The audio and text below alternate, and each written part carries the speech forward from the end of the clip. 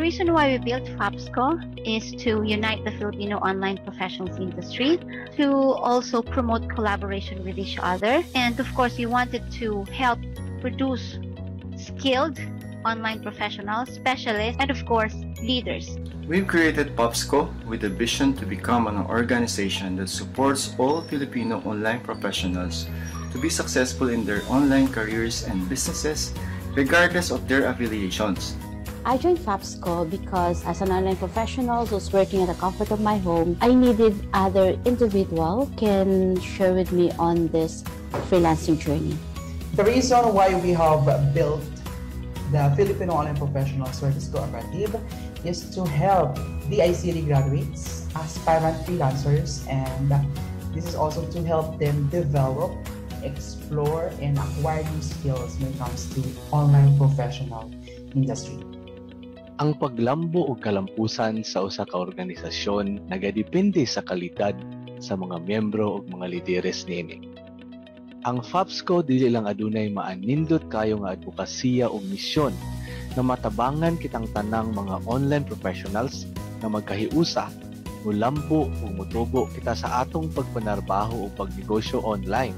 FAPSCO for me is a digital opportunity for me to develop and share my skills. I joined FAPSCO as one of the founding members because I knew FAPSCO is going to be backed by other veteran online professionals and freelancers, thereby having an experienced, solid, and passionate founding members that we have today. I joined FAPSCO because the vision of the co-op aligns with my personal vision to provide much-needed support to online professionals nationwide. I joined FAPSCO because the people that I've met have the same values, mission, and vision as mine, and that is to provide assistance, pre-training, and coaching to those who wants to jumpstart their career as a freelancer. I joined the FAPSCO community because it promotes collaboration instead of competition. I joined FAPSCO because this is a group with a helping hand. I wanted to be part of an organization that would be a pioneer group of individuals who will be working to promote online freelance.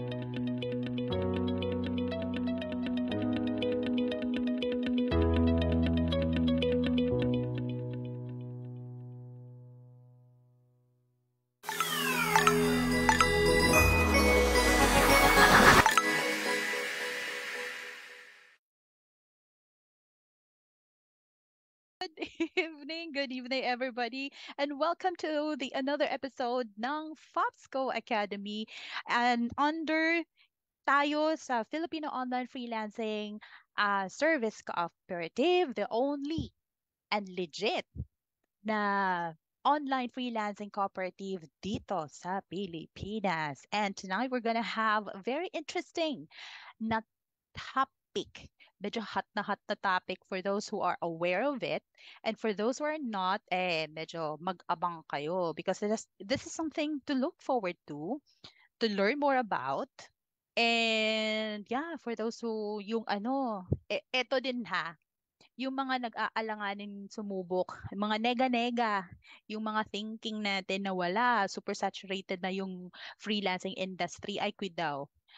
Magne-negate ako kasi isa itong portion ng digital industry, online freelancing na hindi pa saturated. In fact, most of the people here are parang parang kung sa nag-GHL lang. Go high level lang kumbaga. Parang nag-swerve lang ng ibang way. Pero in preparation para sa mga futuristic digital ventures or mga what will become of us in the future kumbaga. And mind you, there are a lot of people who are really into this kind of thing. Okay? So before that, nais ko lang pasalamatan lahat ng mga tao na nakikinig sa atin. Live tayo dito sa YouTube at saka sa Facebook. Okay. And wag na nating patagalin kasi marami pa akong questions dito sa guest natin. Okay. So, for tonight we have here a very interesting person. para nga kung sa mga police pa, person of interest.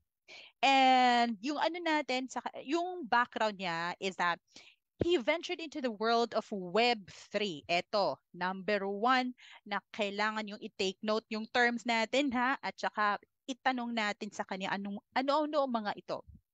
Web3, number 1. And he immersed himself in application and website design. Ooh, parang gusto ko magpaturo dito ah. And he finds joy in exploring new design trends and has honed his skills in design tools like Figma and Webflow. Ay nako, wapak. Pag ganito yung mga terminologies,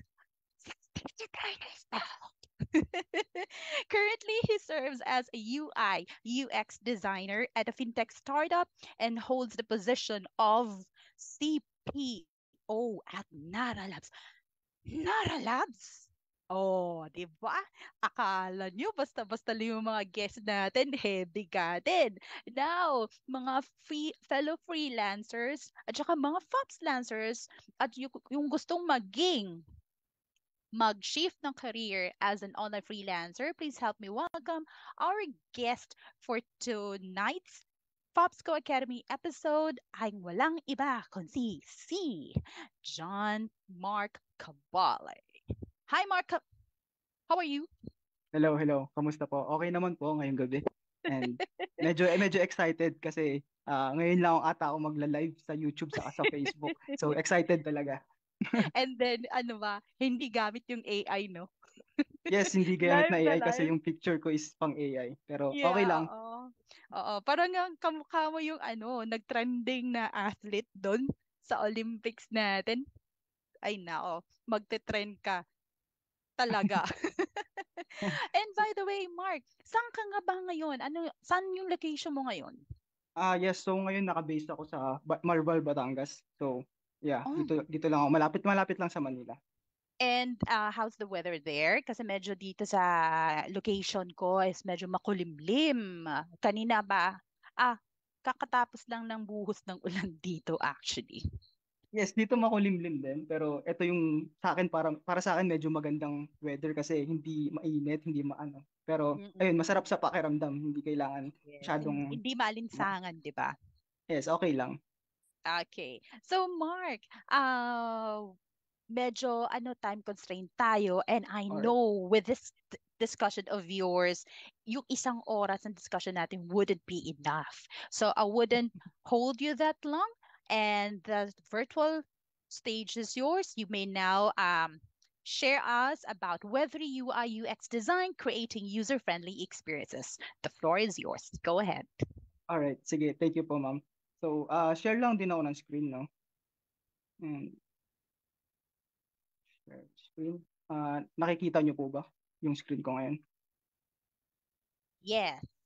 All right. Visible. So, yes.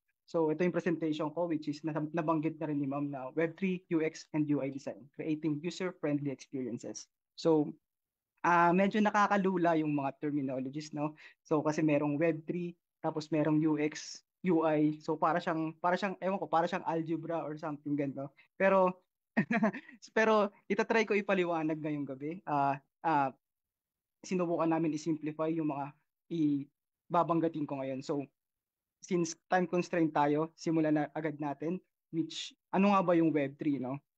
So, Web3, ito yung new iteration of World Wide Web which is incorporates concepts such as decentralization, blockchain technologies, and token-based economics. So, kahit ito medyo mabigat pa rin siyang intindihin. So, tingnan natin ano ba yung naging history ng internet? Bakit ngayon Web3? Meron bang Web 1? Meron bang Web 2? So, tingnan natin. Ayan. Back in 1990s, no? Ito yung kumbaga dito nag-start yung internet natin na tinatawag. So, dati, arid lang siya na kung sino yung mga developers, sila lang yung makakapaglagay ng mga bagay sa internet. So, tayong mga users, kung ano yung nilagay nila, kung ano yung in-upload nila, pwede lang tayong magbasa. So, dati merong MSN, Yahoo, Netscape, tapos yun, sa tingin ko hindi na rin sila masyadong sikat ngayon. Siguro hindi sila nakasabay sa development ng technology. So, Web 1 is more on reading lang kung anong nilalagay nila sa internet. Tapos, yeah, after 10 years, nagkaroon na ng improvement. So, katulad nila Mark Zuckerberg, gumawa sila ng Facebook. Kung maalala nyo, merong Friendster, meron pa rin namang Yahoo. So, yan, eBay, Google. So, nagkaroon na ng malaking improvement mula nung pinakauna. Kasi, ang pagbabago dito sa Web 2 naman is hindi na lang tayo pwede magbasa, kundi pwede na rin tayo magsulat dito. So, pwede na tayo makapag-type, pwede na tayo mag-upload ng mga images dito. So, ang dami na natin pwede magawa. Pero, makikita natin yung mga interface dito is medyo pangit pa, medyo magulo tingnan. Kaya, sa tingin ko yung time na yun medyo mabagal yung pag-adapt ng mga tao sa internet kasi nakakalito pa siya tingnan nakakalula. Kita nyo naman yung Facebook dati, pagbukas mo ang daming nakasulat. So nakakalula siya. And after ilang years nagkaroon na ng mga imbis na developers lang yung nagko-contribute sa internet, nagkaroon na rin tayo ng mga designers, right? So marami kasi magagaling na graphic designers. So tumulong sila sa improvement ng internet. So tingnan natin after ilang years ano yung naging itsura ngayon. So ngayon sa bandang 2020s natin, which is current na ginagamit natin, is ganito na yung interface. So medyo maganda na. Ito na yung Facebook. Dati ang pangit, di ba? So medyo simple na. Tapos katulad nito, Instagram, ang ganda na siya gamitin, ang dali niyang gamitin. So madalas napapascroll tayo kasi sobrang nakaka-addict, sobrang dali niyang gamitin. Sobrang compared dati, sobrang ang layo na narating. Tapos pwede pa tayo makapagbenta sa loob ng internet, right? Dati nagbabasa lang tayo, pero ngayon pwede na rin tayo mag-upload, pwede na rin tayo magbenta. Ayun. So nakita natin na meron development after ilang years. Tapos tayo as human being talagang nagsisik tayo ng development laging meron tayong dinadagdag sa technology kasi kailangan natin mag-evolve kung hindi man physically, kung ano yung ginagawa natin katulad dito sa internet. Naghahanap tayo ng way para makapag-evolve, no? So sigurado ngayon na after ilang years, sabi natin after 10 years, mga 2030, magkakaroon na rin ng development. So ano kaya yun? Kaya kung dati Web 1, ngayon naman Web 2, of course, yung susunod is Web 3. Yun na yung sinasabi nating Web 3. Okay? So, sip lang na water.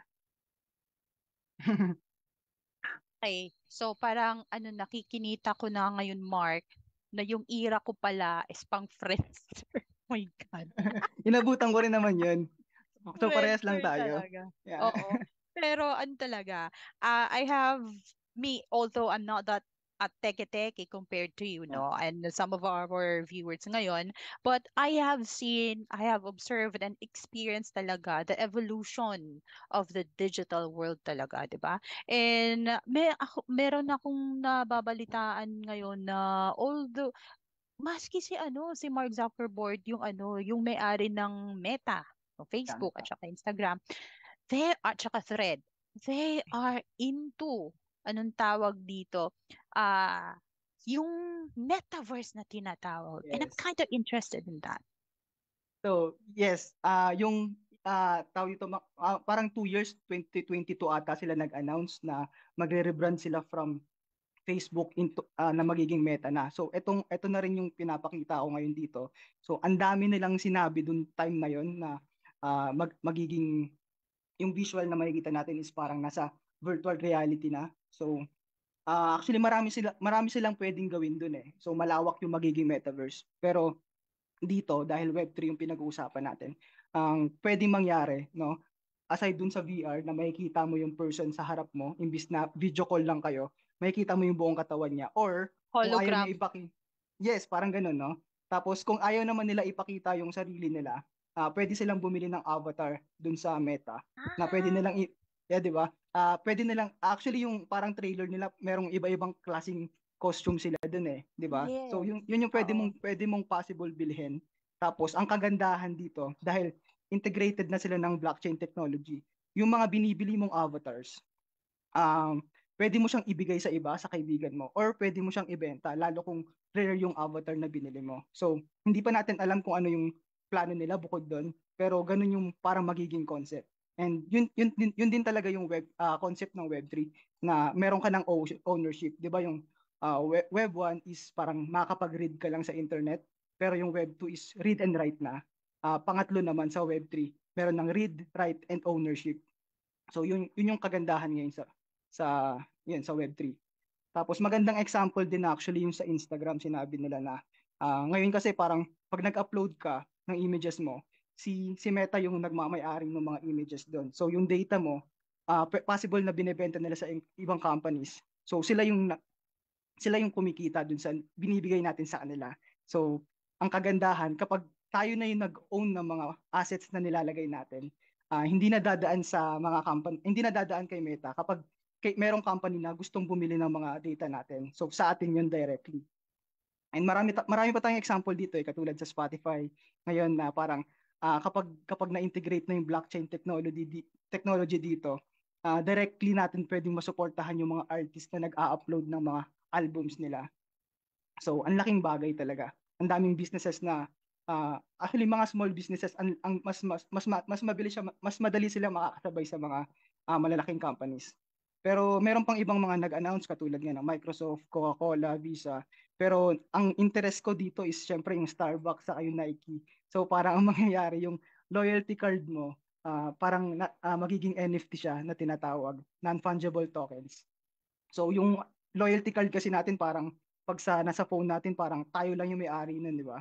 So yung loyalty card naman na to na NFT, pwede mo ibigay sa kaibigan mo. Tapos kapag mataas yung value ng NFT mo, pwede mo rin ibenta sa iba. So merong ganun na possible mangyari. Tapos ayun, magkakaroon sila ng discount dun sa NFT na yun, mga ganun. And yun, marami silang pwedeng gawin. Alright. Yun yung possible na nakikita ko sa future na gagawin nila. Alright. So, Wait, Mark. Wait. Yes. Before you proceed, meron akong mga dito nag-i-inquire. Parang nawiwid lang sila sa mga pinagsasabi mo. Pwede ba daw in easiest explanation that you can give them, ano ba yung Web3? Ano ba yung blockchain? Help daw, help. Okay, sige. Akala ko na simplify ko na siya. So parang medyo yun na yung parang ilang weeks kong nilaro yung mga pwede kong sabihin. Akala ko simplified na siya pero mahirap pa rin kasi siya ipaliwanag no. So parang paano kaya? How can para ano siya, i-compare natin like ano ba yung pinaka easiest way na maiko-compare mo yung idea ng Web3 at blockchain for them to understand it better? Okay. Sa tingin ko, since nabanggit ko yung sa Starbucks ng loyalty card nila, parang ano siya parang pag binigyan ka niya ng card, pangalan mo lang yon nakalagay doon. Tapos kapag nawala mo yon, hindi mo na siya parang mababalik or parang kailangan mo pang kausapin yung mga management nila para ayun, basta parang time consuming pa para mabawi mo yung loyalty card na yon. Pero kapag nandito na siya dun sa loob ng bagong technology, tinatawag nating blockchain. So yes, so bagong technology yan. So hindi siya possible mawala as long na nakatabi sa yung wallet mo. Actually, meron kasing merong digital lang tapos meron din parang tawag dito physical na wallets. So kung hawak mo lang to, hindi na siya mawawala sa iyo, right? So ayun, kung yung loyalty card na yun is parang meron silang mga promos na ginagawa doon. Tapos ikaw nawalan ka ng interest din sa Starbucks. So hindi mo na hindi ayaw mo nang gamitin yung loyalty card na yun, right? Pero hindi naman siya parang naka-stick lang sa'yo dahil pangalan mo nandun. Pwede mo siyang ibenta sa iba or pwede mo siyang ibigay sa kaibigan mo. So yun yung simplest way pa na pwede kong ipaliwanag yung NFT. So malawak pa kasi siya So NFT pa lang yun. So actually, yung idea ng talaga, yung Web3, like yung blockchain, yung NFT, is very beneficial kung susumahin natin, if we're gonna go in depth on those things, di ba? Parang ngayon medyo same pa din yung yung advent ng mga Facebook natin, yung Friendster, 'di ba? Parang nakakaano 'yan, yung mga cellphone natin. Yung parang safeguard yung laki. 'Di ba eventually natanggap natin and know for a fact nga etong idea, hindi lang idea, yung paggamit ng pag-aral at paggamit at pag-intindi na rin ng konseptong Web3 where nandun yung blockchain, NFT, and all those stuff ay makikilala at maa-accept din ng lahat. Yes, yes, yes. So, sa tingin ko, ready na sila eh. Sa tingin ko yung mga big companies ready na sila kasi malalakas naman yung mga developers na mga yon. Ang problema lang is hindi tayo as normal na tao, hindi tayo yung hindi pa ready. So sa tingin ko, anytime na makita nilang chance na pwede na, naintindihan na ng mga tao to, ilalabas agad nila yon. So sa tingin ko, nag-aantay lang sila ng timing kung kailan sila pwedeng gamitin. Kung pwede silang ilabas. Kasi pag nilabas nila ngayon, kunwari next week naisipan nila i-launch na to. Ang mangyayari, hindi pa tayo ready. Tapos, walang tumangkilik ng product nila. Magmumukhang nag-fail yung product nila kasi hindi pa natin naiintindihan. Kaya sa ngayon, ang gusto lang muna natin, ipaintindi sa masa kung ano to. So, ayun nga tulad dito na parang medyo mahirap pa siyang ipaliwanag talaga.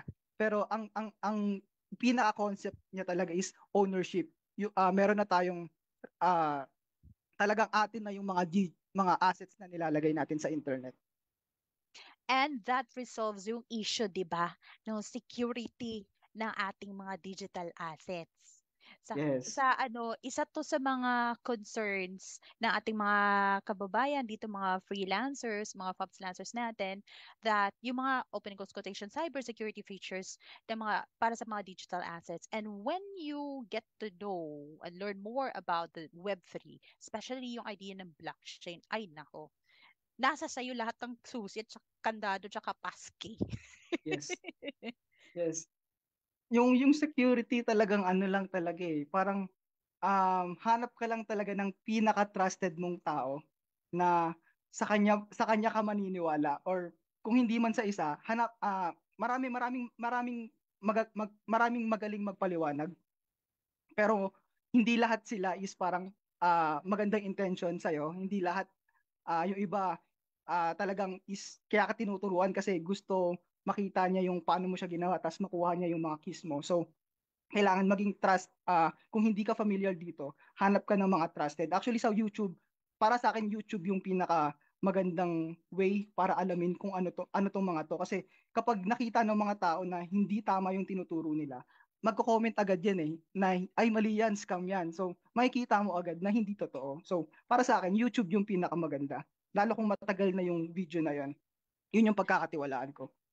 Yes, and also, I have actually subscribed yung mga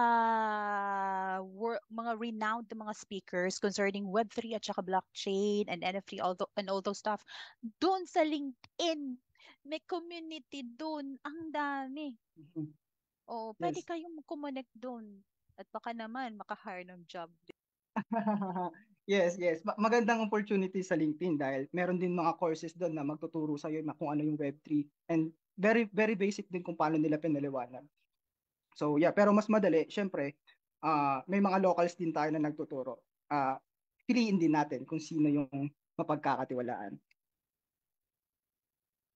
So yeah.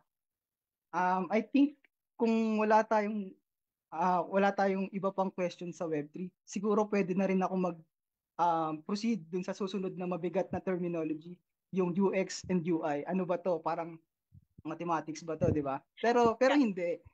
Wait. Parang yung ano lang ako, pang strikingly, pang weeks lang yung mind ko website. Pakaintindi naman. Ano naman yung Web3 UX UI design dyan, Mark?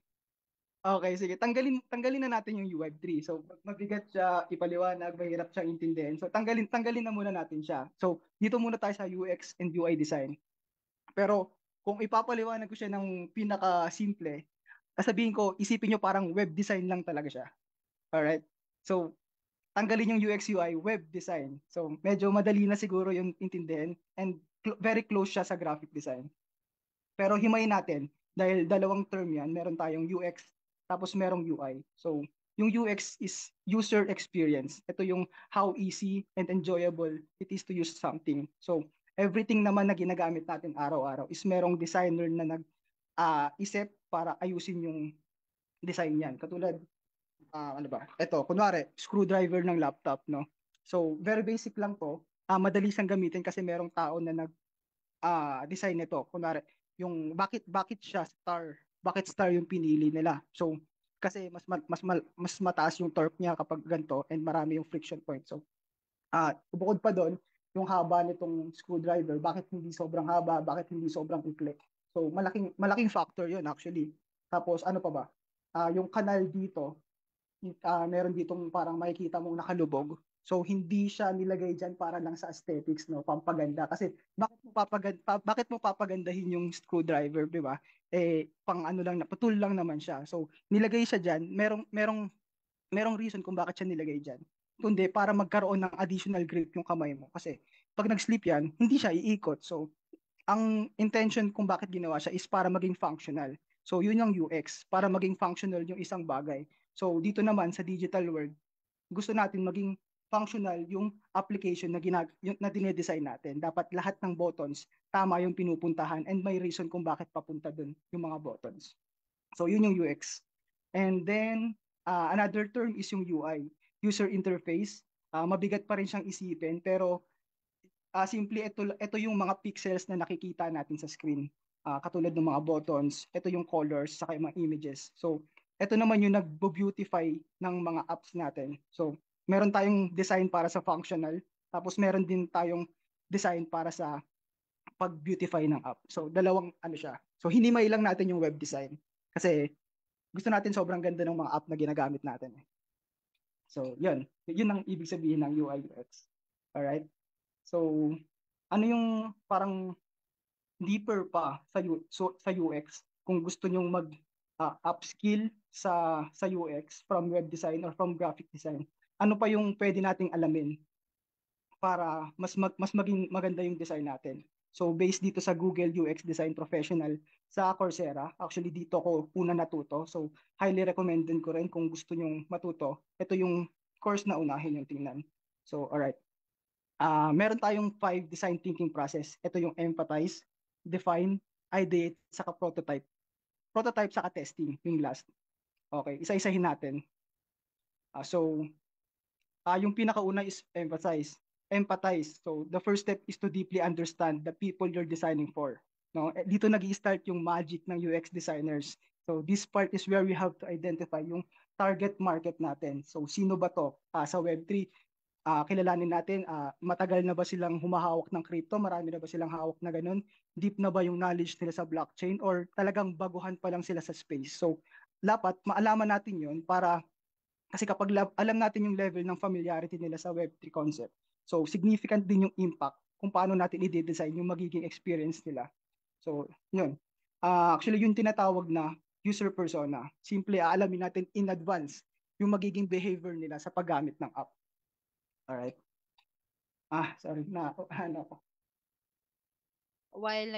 While umiinom ngayon si Mark ng kanyang magic water dyan, pampadagdag ng kaalaman niya for discussion. Shoutout muna dyan sa mga SMM interns na hawak ng ating Lodi dyan na si Christine from Surigao. Oh, Christine, sabihan mo yung mga interns mo. Ano yung user persona or client persona o kahit dito sa paggawa ng web design, di ba?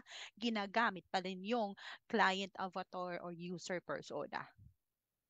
Yes, sobrang laking bagay niya lalo sa business and marketing. Aalamin natin kung sino yung gagamit or sino yung makakita. Actually, kahit sa SMM, di ba? Aalamin natin kung sino yung makakita, kung healthcare ba siya, deep ba siya sa tech, or student ba siya, mga ganun.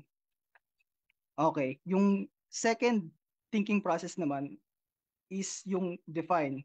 After natin reviewin yung data na collect natin sa unang phase, katulad from interview notes, survey results, or observational insights, identify natin yung patterns and yung mga common pain points na galing dun sa data na yon.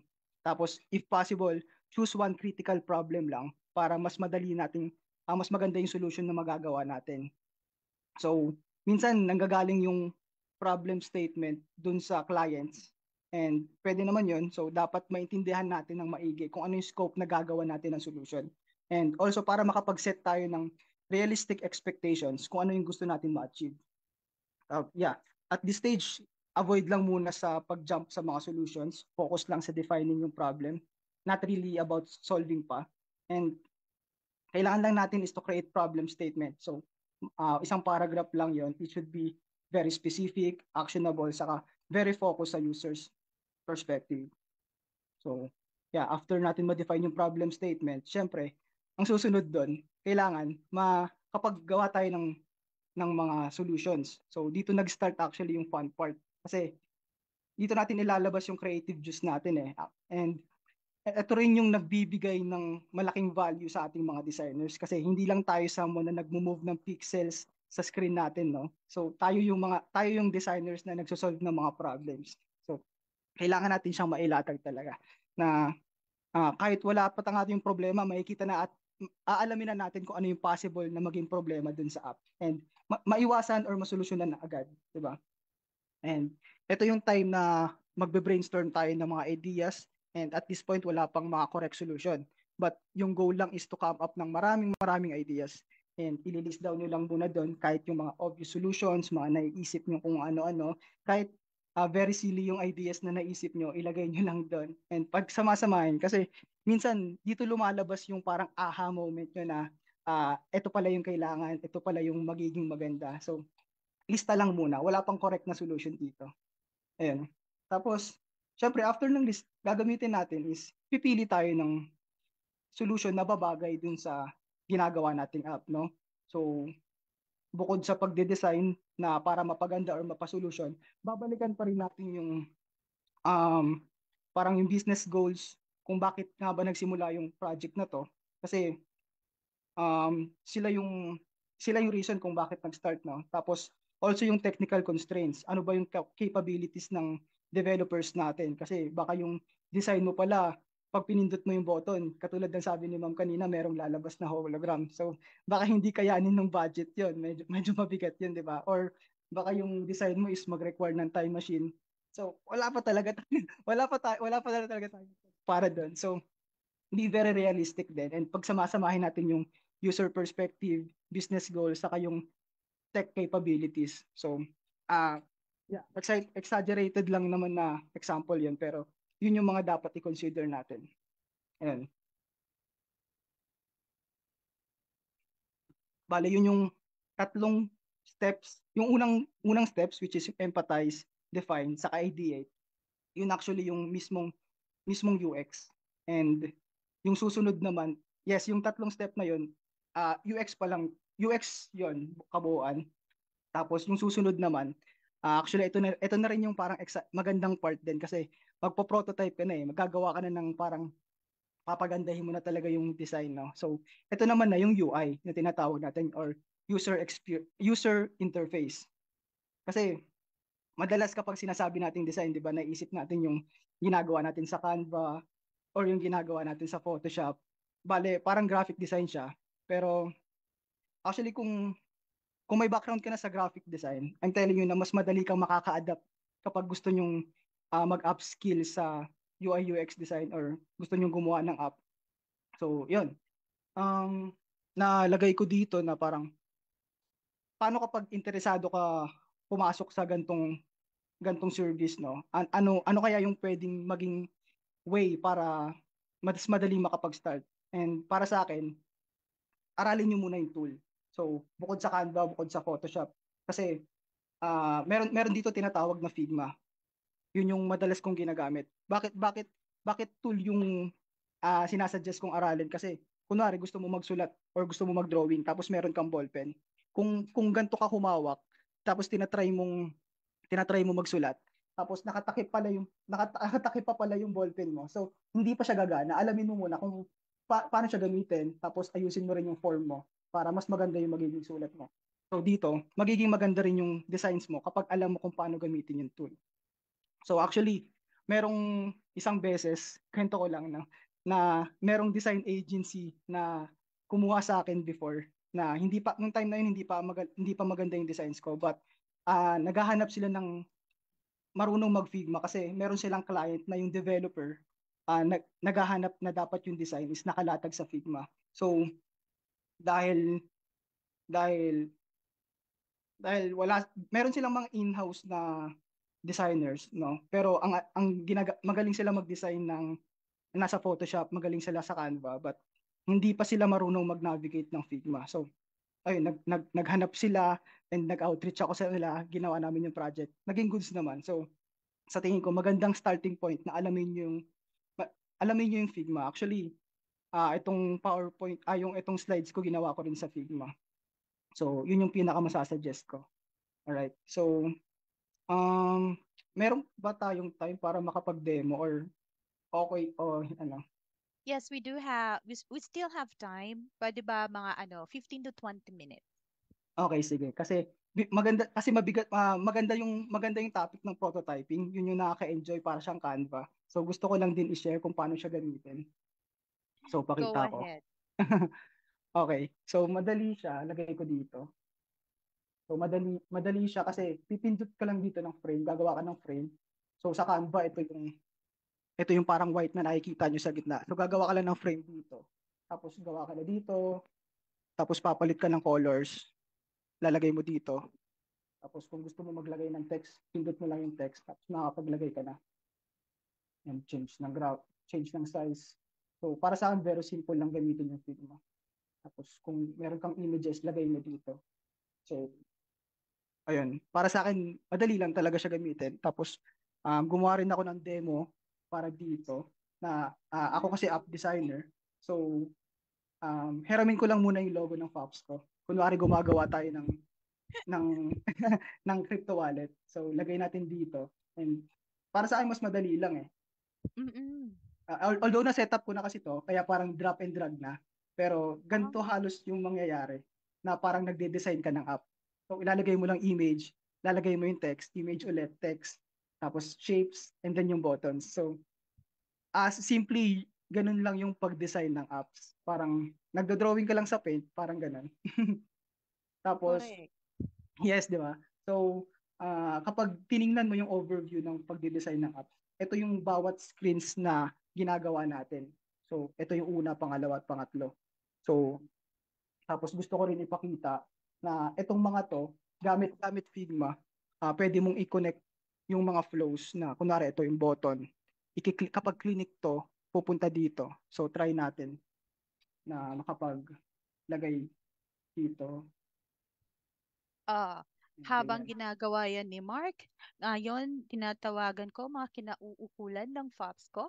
Yung ginagawa ni Mark ngayon, ay pwede natin i-implement. Di ba? Meron magkakaroon ng FOPS ko wallet dyan. Nihintay ko yung comment ninyo doon sa comment section doon sa Facebook. Uy, meron pala dito. Greetings from South Cotabato, from Let Duque Tesoro de los Reyes. Hello. And then meron din tayo si Jovens, Kimos, LFG daw. At saka, hello. Kamusta ka na? Congrats. Ito po.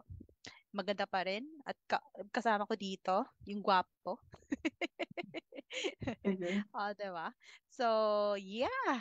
Ang galing, ang dali. Actually, may mga kakilala akong mga website designer who really preferred using Figma.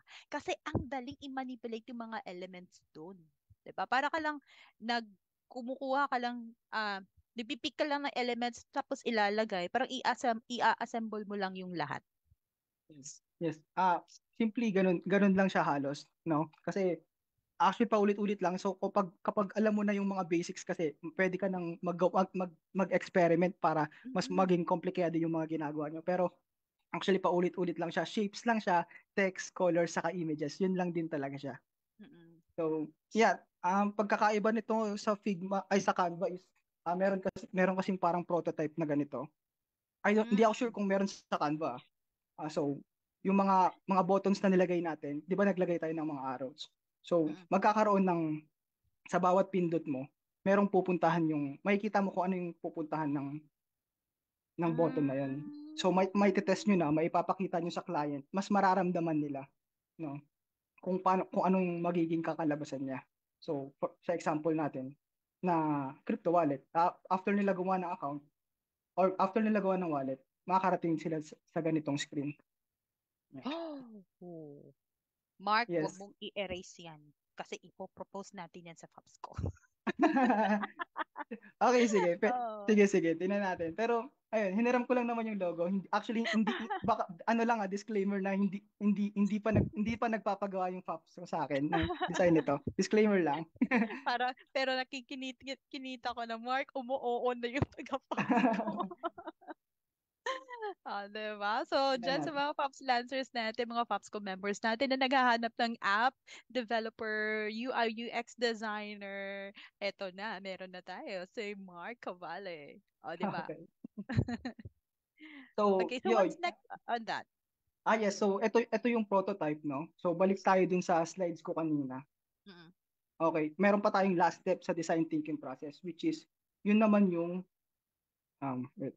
So, yeah, yun naman yung pag-test.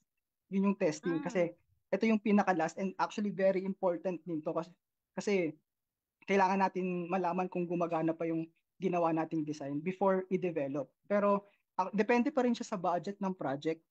If you're building an MVP pa lang, medyo kulang pa tayo sa funds. Pero, yun nga, madalas hindi pa to ginagawa dahil pag MVP pinag-uusapan dito is yung speed pa lang, kailangan ma-develop agad, tapos ipapakita sa mga investor.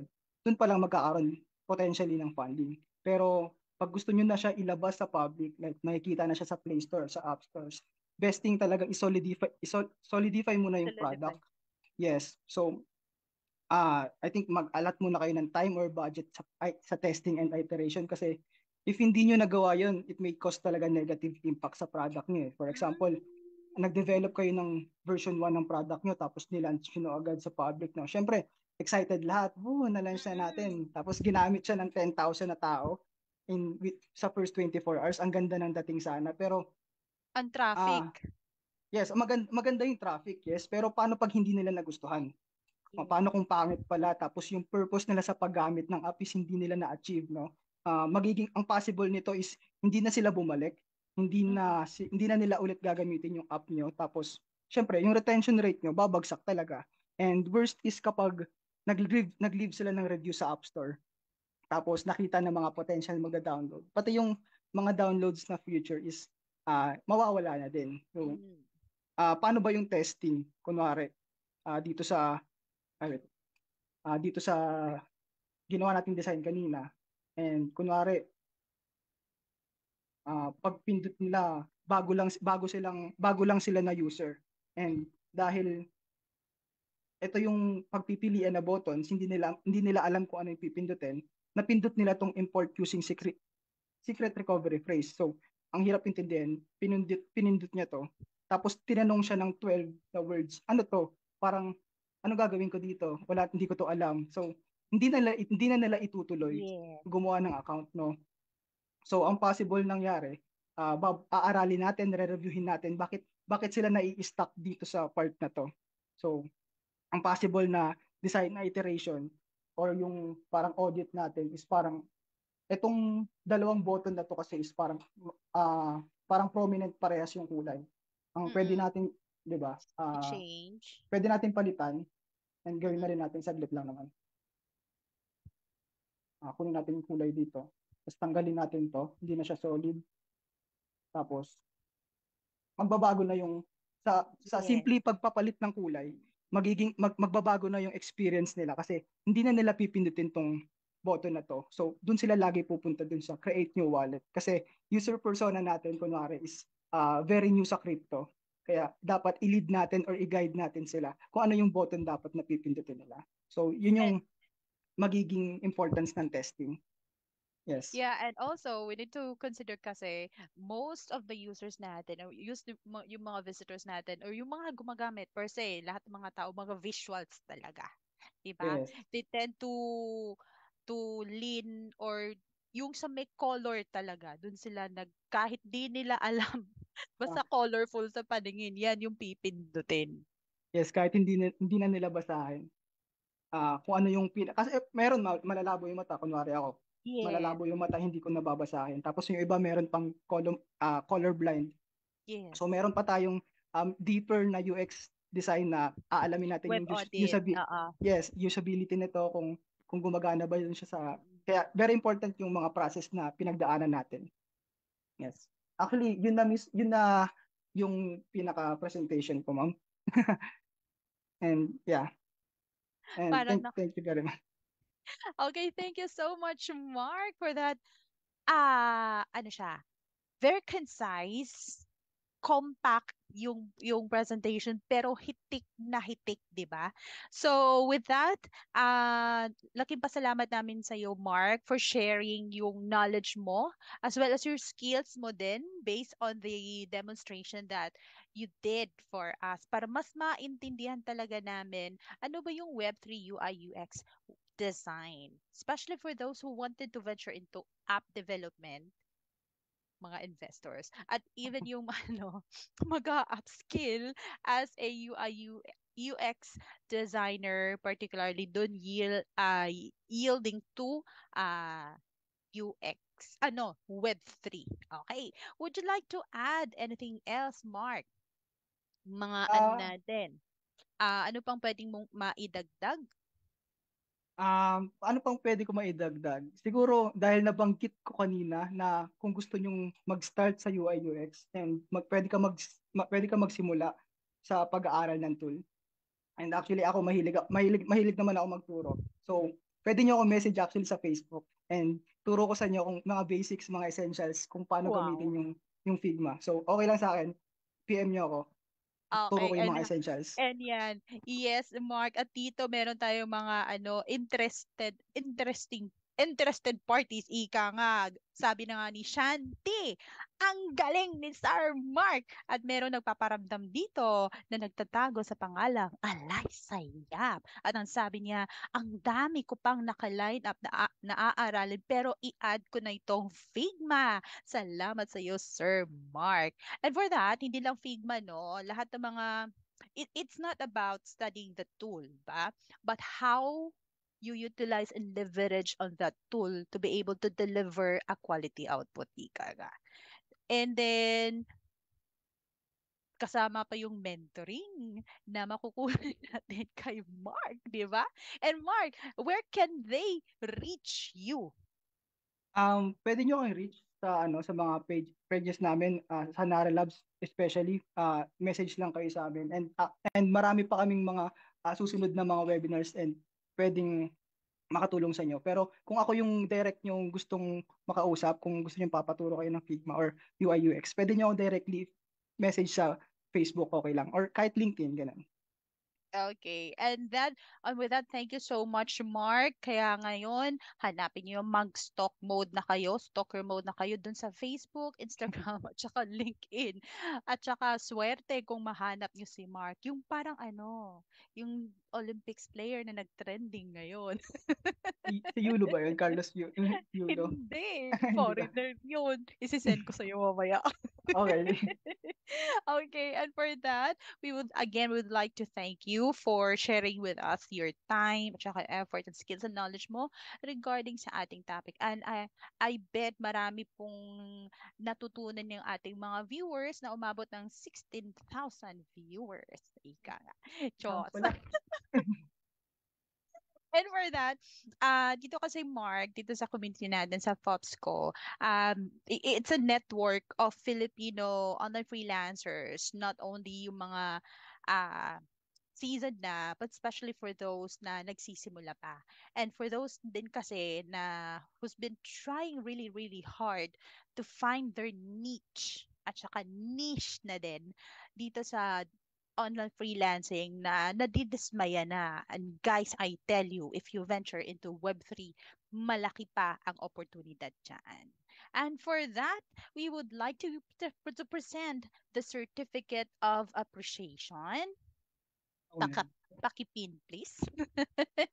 Okay, so Filipino Online Professional Service Cooperative would like to give this certificate of appreciation to wala ba tayong background music dyan, Master CJ.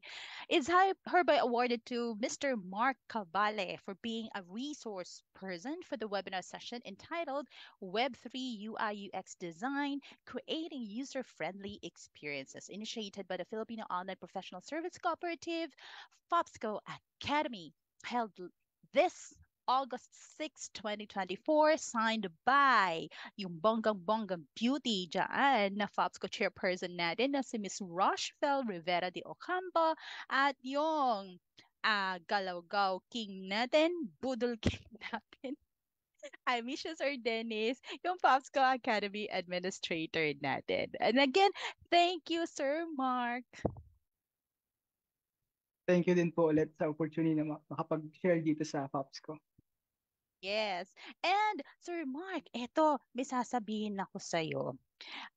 Meron ka na bang ka-date? Seryoso tanong. Actually, yes, meron akong girlfriend actually, yes. Oh my God.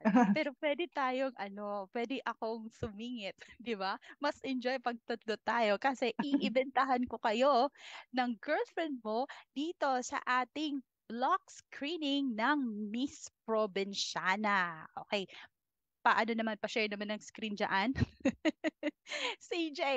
Okay, so yung Miss Provinciana, Sir Mark, it's a movie about yung fellow natin na freelancer na si Miss Marge. This is an inspiring journey of Miss Provinciana, like what happens to a determined young woman from a province faces insurmountable odds in pursuit of her dreams. So follow natin yung journey ni Marge in When the World Met Miss Provinciana as she battles against prejudice, financial adversity, and internal struggles to build a legacy of empowerment and hope. And for those who are interested, So for those who are interested to watch Miss Provinciana starring Miss Rian Ramos, ang magandang Rian Ramos na kamukha ni Miss Marge Calizo. Okay. So eto po, let's have the sneak peek of Miss Provinciana. Take it away. When I first started in a tech service BPO, I was one of only few women in a male-dominated environment. Yet still here I stand. I've kept up the fight. Watch the darkness defeated by light. Starting my own BPO business? Well, it's an interesting idea, but to be honest, I've never thought of it before.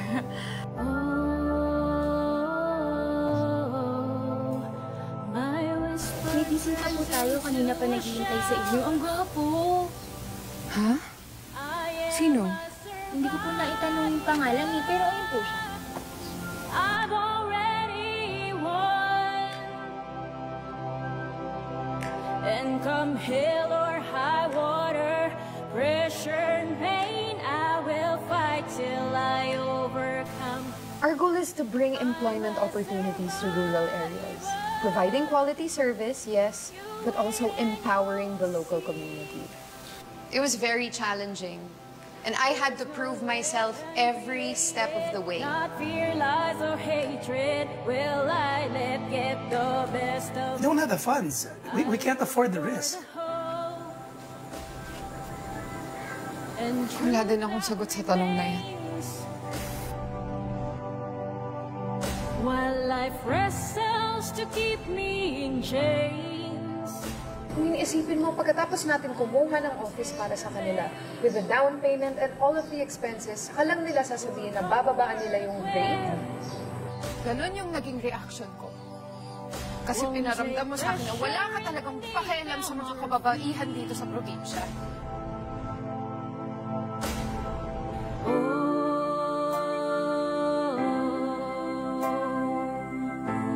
My soul cries out. At saka hanggang kailan mo ba ako iintindihin, Will? Hanggang kailan? Ano mabubuti pa, iwan mo na lang ako! Go! Iwan mo na ako! I am a survivor. I've already won. And come hell or high water, pressure and pain, I will fight till I overcome. Wala na yung business na pinaghirapan natin. You're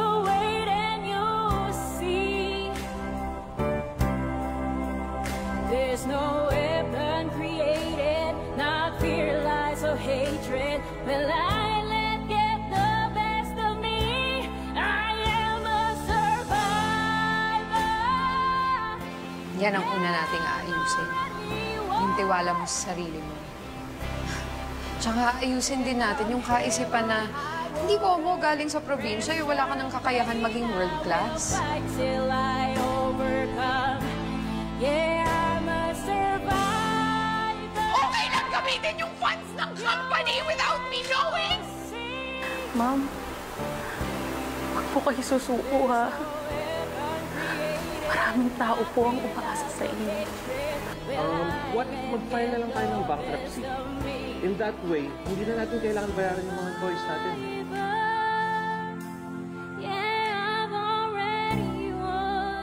I'm not just a CEO. I want to be an advocate for change. I want to be a voice for the voiceless. Yeah, I'm a survivor. Just wait and you'll see. This is a film that you need to watch, especially it's all dedicated to all women, dreamers and survivors of things physical and mental, seen and invisible. Ito yung very inspiring story ni Miss Marge Calizo. Okay, so join us in the journey of resilience, determination, and dreams as we follow Miss Provinciana from her humble rural beginnings to becoming a powerful voice for change. So do not be left behind. Ika nga, mark your calendars and prepare to be inspired on eto bukas na, August 7, 2024, and it's all open na sa mga cinemas nationwide. Kaya Sir Mark rather, isama niyo ako sa date mo ng girlfriend mo at manunood tayo ng Miss Provinciana. Okay ba? It's a date na ba? Bukas? Yes, SM. sige. Sa SM. SM Cinemas nationwide. Namimi talaga. Parang napilitan si Sir Mark. And yan, that ends our webinar series for tonight dito sa FOPSCO Academy. And please don't forget to follow FOPSCO dito sa Facebook, Instagram, link, and YouTube. And for those who wanted to watch again the webinar ni Sir Mark, you can you revisit and rewatch again dito po sa Facebook natin, dito sa FOPSCO, and then dun po sa ating YouTube. And yes, do not forget, if you wanted to become a member ng FOPSCO natin, FOPSCO community, please do not hesitate to reach out to us. And for that, good night everybody, and let's keep growing together. Goodbye. I hope that here we will all grow together. We grow together.